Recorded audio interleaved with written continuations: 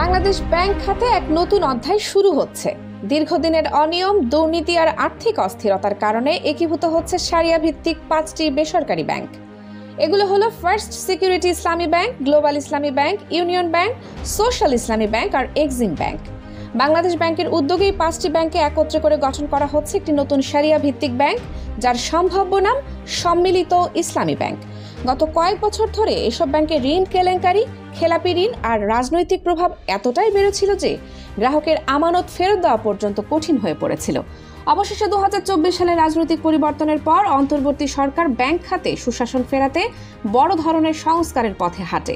এখন ব্যাংকগুলো একীভূত হয়ে নতুন ব্যাংক হিসেবে যাত্রা শুরু করবে। কিন্তু সবচেয়ে বড় প্রশ্ন দাঁড়িয়েছে, এই প্রক্রিয়ায় ক্ষুদ্র বিনিয়োগকারীদের কি হবে? বাংলাদেশ ব্যাংকের সিদ্ধান্ত অনুযায়ী নতুন ব্যাংকটি পুরনো ব্যাংকগুলোর সব সম্পদ, দায় আর জনবল গ্রহণ করবে। তবে সাধারণ বিনিয়োগকারীদের কোনো ক্ষতিপূরণ দেওয়া হবে না। অর্থাৎ যারা বছরের পর বছর এসব ব্যাংকের শেয়ার কিনে বিনিয়োগ করেছিলেন, তাদের শেয়ার এখন কার্যত মূল্যহীন হয়ে গেছে। বাংলাদেশ ব্যাংক বলছে, নতুন ব্যাংকের মূলধনের বড় অংশ দেবে সরকার, প্রায় 20,000 কোটি টাকা নগদ, আরও 10,000 কোটি টাকা সুকুক বন্ড ইস্যুর মাধ্যমে। তবে পুরনো শেয়ার হোল্ডাররা নতুন ব্যাংকে কোনো শেয়ার পাবেন না। এই সিদ্ধান্ত নিয়ে ক্ষোভ প্রকাশ করেছে Bangladesh securities and exchange commission, BSEC। সংস্থাটি গভর্নরকে চিঠি দিয়ে জানিয়েছে, সাধারণ বিনিয়োগকারীরা কোনোভাবেই দায়ী নন। দায়ী হচ্ছেন ওই 5 ব্যাংকের উদ্যোক্তা ও পরিচালকেরা, যারা বছরের পর বছর অনিয়ম আর লুটপাটের মাধ্যমে ব্যাংকগুলোকে এই অবস্থায় নিয়ে গেছে।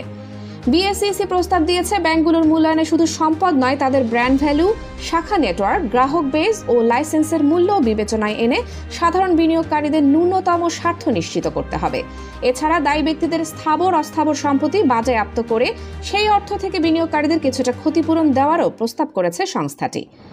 অর্থনীতিবিদদের মতে, এই একীকরণ প্রক্রিয়ায় আমানতকারীদের সুরক্ষা নিশ্চিত হলেও বিনিয়োগকারীরা পুরোপুরি উপেক্ষিত। ঢাকা বিশ্ববিদ্যালয়ের সহযোগী অধ্যাপক আলামিন বলেন, এখানে দায় বিনিয়োগকারীদের নয়, কিন্তু তারাই সবচেয়ে বেশি ক্ষতিগ্রস্ত। এখনো সময় আছে, সরকার চাইলে তাদের স্বার্থ বিশেষভাবে বিবেচনা করতে পারে। পুঁজিবাজার সংশ্লিষ্টরাও একই সুরে বলেছেন, যারা লুট করেছে দায় তাদের, কিন্তু শাস্তি পাচ্ছেন বিনিয়োগকারীরা। ডিএসসি ব্রোকার্স অ্যাসোসিয়েশন, DBA এর সভাপতি সাইফুল ইসলাম বলেন, একীভূত করার সিদ্ধান্তে পুঁজিবাজারের প্রতিনিধিদের সঙ্গে কোনো আলোচনা হয়নি, যা অত্যন্ত দুর্ভাগ্যজনক। বাংলাদেশ ব্যাংক সূত্রে জানা গেছে, নতুন ব্যাংকের অনুমোদিত মূলধন হবে 40,000 কোটি টাকা, পরিশোধিত মূলধন 35,000 কোটি টাকা। ব্যাংকগুলোকে একীভূত করার পরও কেউ চাকরি হারাবে না, কোনো আমানতকারীও ক্ষতিগ্রস্ত হবে না। তবে বিনিয়োগকারীদের জন্য এমন নিশ্চয়তা নেই। ইনভেস্টমেন্ট কর্পোরেশন অব বাংলাদেশের চেয়ারম্যান অধ্যাপক আবু আহমেদ বলেন, ব্যাংকগুলোর আর্থিক ভিত এত দুর্বল যে সরকারের হস্তক্ষেপ ছাড়া এগুলো টেকানো সম্ভব নয়।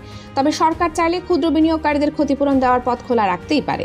ফলাফল এখন একটাই, যারা ব্যাংকগুলো বাজাতে নিজের টাকা বিনিয়োগ করেছিলেন, তারা আজ লুটপাটের দায় বয়েছেন। আর যারা দায়ী, তাদের সম্পদের কোনো জবাবদিহি এখনো হয়নি। বাংলাদেশ ব্যাংকের পরবর্তী পদক্ষেপই ঠিক করবে এই একীকরণ কি হবে, প্রকৃত সংস্কার নাকি নতুনভাবে দায়হীন লুটপাটের বৈধতা।